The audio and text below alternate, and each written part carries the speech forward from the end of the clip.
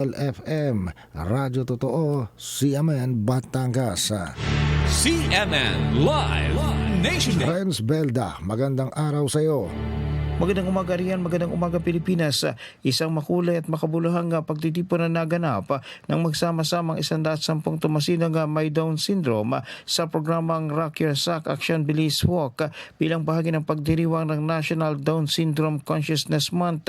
Nagsimula ang programa sa covered court ng Poblasyon 2 at sinundan ng Happy Walk patungo sa City Annex Hall Building, isang simbolikong hakbang ng pagkakaisa, pagtanggap at suporta ng lungsod. Sa naturang aktibidad, nabigyan ng mga kalahok ng knee-high compression sack, multivitamins, grocery packs, bigas at iba pang pagkain bilang bahagi ng patuloy na pangalaga at malasakit ng pamahalaan.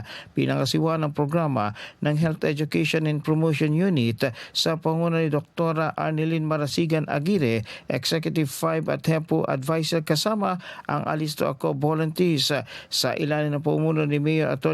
June Marasigan. Katuwang ang mga miyembro ng sangguniang panglungsod, layunin ng lokal na pamahalaan na pataasin ang kamalayan tungkol sa Down syndrome at mabigyan ito ng inspirasyon sa mga pamilya, tagapagtaguyod at sa buong publiko na patuloy ang suporta at yakapin ang kakayahan at potensyal ng bawat individual. Wala sa DWALFM 95.9, ito si Renz Belda ng CMN Batangas, nag-uulat live para sa CMN Pilipinas.